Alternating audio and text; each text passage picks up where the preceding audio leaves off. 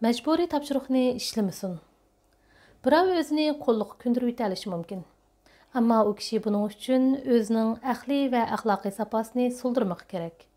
Birov o'zini gumon va o'chmanlikka to'lgan madaniyat muhitiga mayllashtirib yetalishi mumkin. Ammo u kishi buning uchun o'zini xosligi yo'q zoiboniga aylantirmoq kerak. Birov besim va cheklamalarga o'zigidan ko'nib ketalishi mumkin. Ammo bu xil ko'nish oxiri uni nervisidan adashtiradi. Durus. Ballar məcburi tapşırıqqa rayışlıq bilan moslashadi. Ammo məcburi tapşırıqqa qulluq, o'chmanlik va besim mujassamlanganligi uchun u balalardagi kishilik qadr-qimmat bilan irodaning mukammalligi va sog'lomlikni butunlay kardan chiqardi. Nurg'un kishi o'quvchilik davrida bo'libmi boshlang'ich maktab hayotida jazo tapşırıqning ta'min tetib baqqan. Qizim boshlang'ich maktabning 4-yilida o'qiyotgan chog'da bir kuni matematik muallimi tuyuqsizda bolalarni oldingi 2 kunda o'tilgan bir teoremani yodga yozdirib sinab baqmoqchi bo'pti. U aslida 20-30 xatlik teorem ekandiq. Muallim bolalarga uni yodlab kelishni oldin topshirmay turibla tuyuqsiz yodga yozdirg'isi kelib qopti. Yana kelib uningdan biror xatni xato yozib qo'yishga bo'lmaydiganligini, navoda kimki biror belgisini xato yozib qo'ysa, shu teoremni 10 qatimdan yozib kelishga buyuradiganligini eskartibdi. Ammo sinfdagi bolalarning hech qaysisi muallimning degan yeridan chiqolmay, ozdir ko'pdir xato yozib sapti. Buning bilan muallim bolalarga shu kunlik matematik topshiriqdan boshqa heliq teoremni 10 qatimdan yozib kelishni topshiribdi. Qizim kechda topshiriq ishlagach bu ishni deb berib, bir teoremni 10 qatim yozishning bak og'ir kelganligidan qo'rqishdi. Qizim sinfda yodga yozgan heliq teoremni ko'rib baqdim. Uning yozgani kitobdagidan faqat bir necha xatla farq qildi ekan. Ammo ma'nosini asosan to'g'ri chiqaribdi. Uningdan qizimning osh teoremni o'zlashtirib olganligini bilgili bo'ladi. Turib o'ylab qoldim. Buninglik bilan bolalarni jazolashning zodi nima zaruriyati bordi? Uning ustiga darsda osh teoremni yodga olish talab qilinmabdi. Demak, dars tuzuvchilarning o'ylagan yeri bor. 4-yillikning bolalarga nisbatan muhimi teoremning ma'nosini tushunib olish, maqsad ishlatishni o'rganib olish. O'rganishda o'lik yodlaganning foydasi yo'q. Hatto o'lik yodlash bolalarning aqliy qobiliyatini xo'ritib, o'rganishga daxl yetkazdi desakmi ortiq ketmaydi. Mashhur pedagog Soxomniskiy muallimlarning o'lik yodlash usulini ayblab mundaq degan ekan. Bolalarning yodga o'qish va o'lik yodlashda g'ayriy aqliy emgaki ularning tafakkurini bo'g'ib qo'ydi.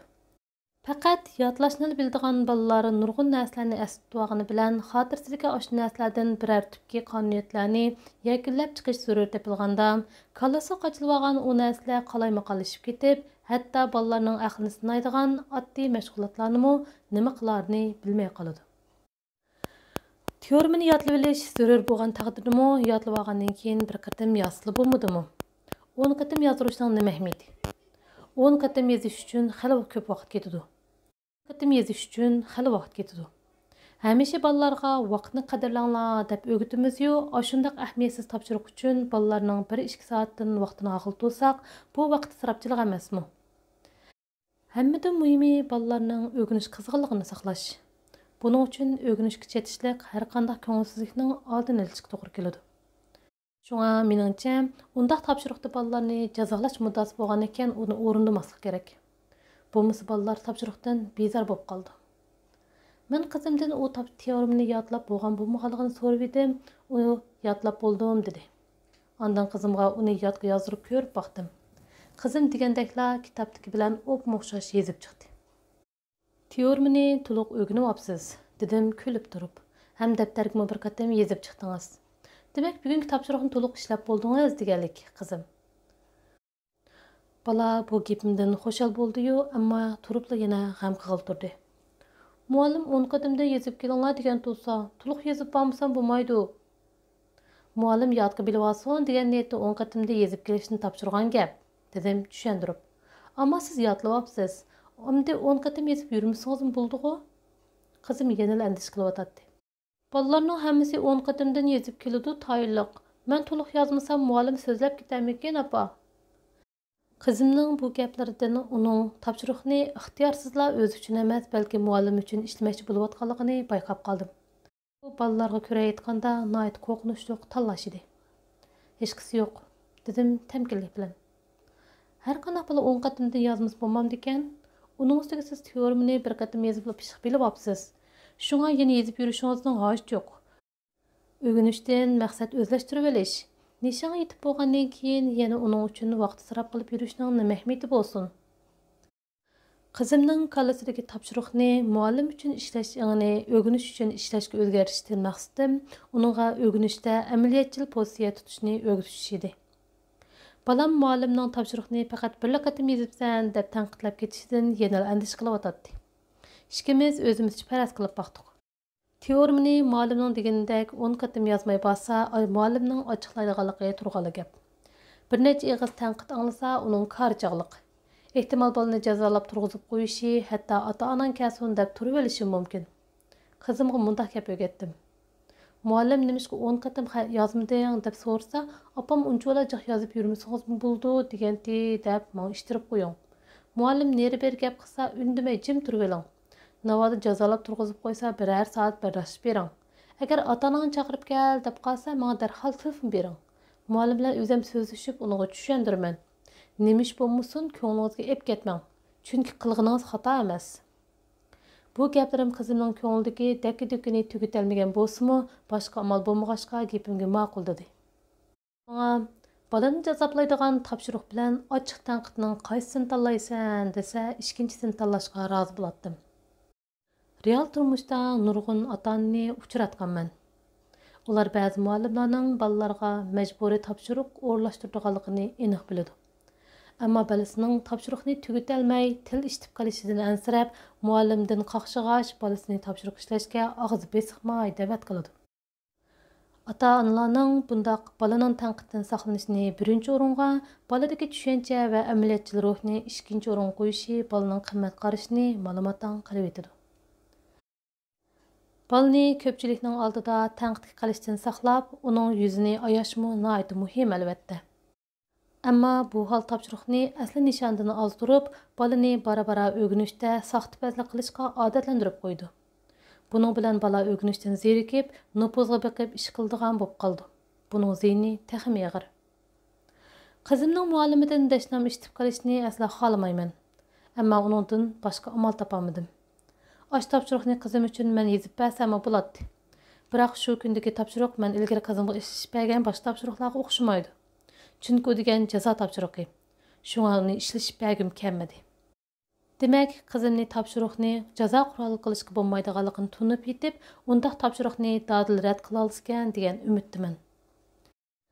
Qizim yana andish qilayotgan bo'lsa-mu, mening tamkin turganligimni ko'rib, heliq teorimni deganim bo'yicha bir qatim yozdi. Chunki qizim menga tog'da akishindi.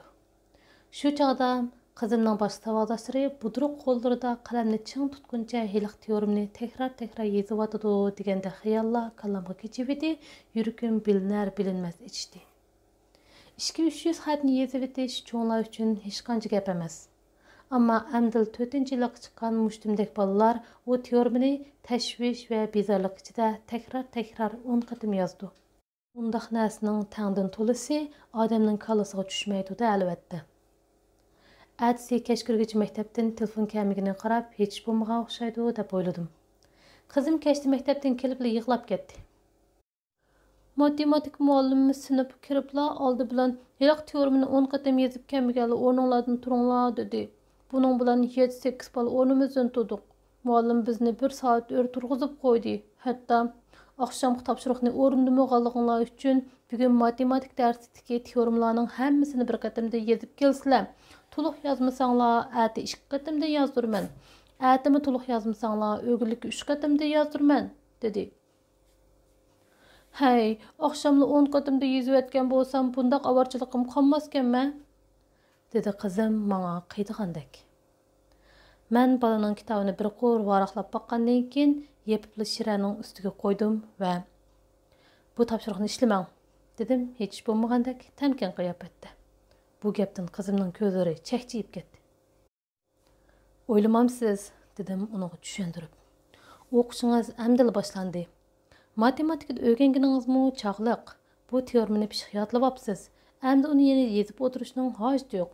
Orqadagi mazmunlarni taqa o'rganmagan tursangiz, uningdagi teorimlarni bir qatimdan yezib qo'yganning nima foydasi? Foydasi yo'q ishni qilmag'iliq. Undaq qilsam bo'lmaydi, opa, dedi qizim. Bugun yozmay borsam, at 2 qatimda yozdurdi. Qizimning g'amga petib ketayotganligi ko'zdan bilinib turadi. Demak, matematik topshiriqi bolaning nazarida bir xil qo'rqinchli narsaga aylangan edi. Mening ansiraydiganim dal mush edi. Undaq bo'lsa, qanday qilganda bolani matematika degan hamon muallimning tanqidlari va jazo topshiriqlarini yodiga oladigan andishni xalos qilib, uning matematikaga bo'lgan ishtiyoqini qo'g'dab, ko'nglini go'zal tasavvurlar bilan avondirg'ul bo'lar.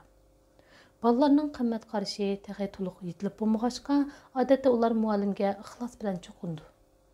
Navoda qizimga muallimning gapiga parvo qilmang deb turib olsam, bola o'zini muallimning oldida gunohkor sanab qoladi. Shunga buni boshqacharoq usulda hal qilmoqchi bo'ldim. Gapni oldi bilan qizim eng amroq pechindan boshladim. Siz odatda pechiniga amroq-ku qizim. Depaqim, siz kuniga nechta oldi yesangiz eng muvofiqroq bo'lar. Qizim tuyuqsizla pechin to'g'riliq gap ichib qolganimdan hayron bo'ldi va 5 tal deb javob berdi. Ha, balli. Undaq bo'lsa hozirdan boshlab kuniga oz deganda 10 talda yeng. Bo'lamdi? Dedim. Men odatda qizimning pechin yeyishiga ancha-muncha chek qo'yib turgan bo'lg'achqa, u kuniga 2-3 taldan pechin yeydi. Shunga yuqorqi savolimga hangtan qoldi va ham xushalliq, ham o'ngsizlik ichida javob berib mundaq dedi.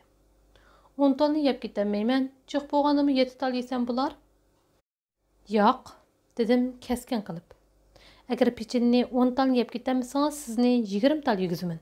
20 tal yeb bo'lmasangiz, 50 tal yegizaman. 50 tal yeb ketamisangiz, 100 talda yegizib jazolayman. Mushtaq qilsam bo'lamdi? Bu gaplarimdan u meni ajoyib rahimsizkan deb qoldi bo'g'ay, ko'zlarini chekchaytguncha menga tikildi. Ammo nim deyishni uqolmay turib qoldi. Qisqasi, eng amroq ko'rgan pechina uning nazarida hashpashtigacha nihoyat qo'rqinchli bir narsaga aylangan edi. Men qizimning ma'nosidan suyib turib so'zimni davom qildim. Amaliyotchi qizim, matematik topshiriq ishlash pechini yegandakli bir ish. Durust, muallim topshiriqni jiqroq bersa, buning yomoni yo'q, ammo jiq berivetsimi bo'lmaydi-da. Shundaqmi? Qizim bu gaplarimning tegiga yetgandek beshini ochdi. Bu qatim muallim to'g'ri qilmabdi, dedim. Bolalarga buncha vala jiq topshiriq bersa yaxshi bo'lmaydi. Boya bir qatimda 100 dona pechini yeydim, dedim, unutmadingiz. Ha, balli, muallimning o'rinsiz topshiriqini rad qilsaqmi, menimcha bo'laveradi. Chunki uni ishlagandan ishlamagan tuzuk. Topshiriqmi azaldan pechiniga o'xshash yaxshi narsa. Ammo uni muallimnikidek usul bilan bolalarni bezor qiladigan yomon narsaga aylantirib qo'ysak bo'lmaydi-da. Qanday dedim? Qizim niyatimni oxiri to'liq tushungachga ko'zlarida xotirjamlik nurlari jilva qildi. Ammo yana turibla so'rab qoldi. Kunda teoriyani ko'chirib yozuvsi qanday qilma? Qizimning ko'ngli menga ayon edi. U yuqorida deganlarimni qoida jihatdan tushungani bilan uningda muallim bilan har kuni takrorlashgidek jur'at yo'q edi. Har kuni bolalarning oldida o'r turishni, muallimdan gap eshitib xohlamaydi. Ata siz bilan belli berib muallimingizga tushuntirib boqay, dedim. Navoda muallim topshiriqni muvofiq o'rlashtirganda ondan foydali bo'lganligini tushunsizlar, sizni yana xajal qilib yurmaydi. Bu gaplarimni anglagan qizim yelkasidagi og'ir yukni irg'itib tashlayotgandek, dedi. Chunki u mening bu ishni chiroyli hal qila oladiganligimga ishongan edi. Atsi idoradan so'rab maktabga bordim. Haliqi matematik muallimi 30-40 yoshlardagi so'rintalat ayol edi. Men uningdan qizimning topshiriq ahvolini bilib boqmoqchi bo'ldim. Ammo uning bilan ko'ngil-mo'ngil sirdashish imkoniyati yo'qdek qiladi. U kelishga maqsadimni o'qibla gapimning aksicha menga dard to'kildirdi. Bolalarni o'rgansin, o'g'inish chekinib ketmasin deb jinimni tikyapman. Ota-onalar mushapalarimni tushunsa shu kashki, bolalarmi o'g'inishga faqat ko'ngil qo'ymaydi-da. Hey, muallim so'zlagan siri qaynab, ko'jab ketib Men qizimning muallimlari bilan tirkishib qolishdan bekmansiraydim. Shunga bu muallimning tanbeklarini boshdan oyoq itoatmanlik bilan kulib turib oldim va barliq mas'uliyatni o'z ustimga olgan bo'ldim. Bu pozitsiyam muallimning o'rlayotgan zarsini bosdi bo'lg'ay, uning kayfiyati xalal pastga tushib qoldi. Men nurg'un chiroyli gaplar bilan uning ko'nglini eritib yurib, uni oxir bu qatimki topshiriqni surishtirib yurmaslikka ma'qul keltirdim. Durust. Bu ishda o'ylaganimdek to'g'risini qo'llanmadim. Ammo har qanday ota-ona u xil ahvolda shunday qilmay nima amal deysiz? Men matematik muallimini xalal tushundim.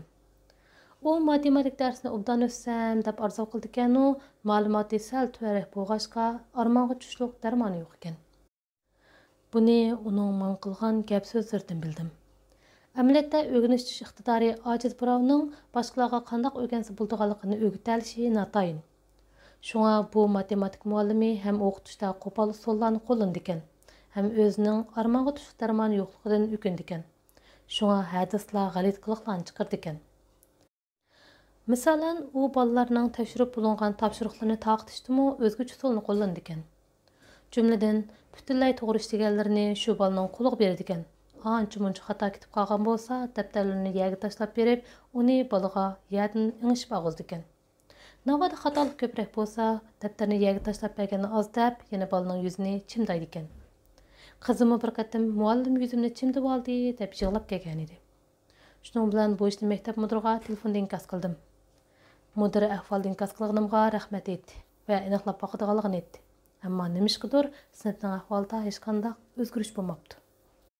Shu kuni matematik muallim bilan ko'rishib kelgandan keyin ilojsizlikdan ashunda qamlashmagan usulni qo'llanganligimni qizimga aytmay faqat matematik muallimingiz bilan ko'rishdim. Umu teoremni qayta ko'chirib yozishning ancha foydasi yo'q ekanligini tuyib, sizning ko'chirib yozmasligingizga qo'shildi deb qo'ydim. Hozir nurg'un bolalar majburiy topshiriqning dardini tatib o'tadi. Uning ustiga bundaq majburiy topshiriqlar maktabninki bilan tugamaydi.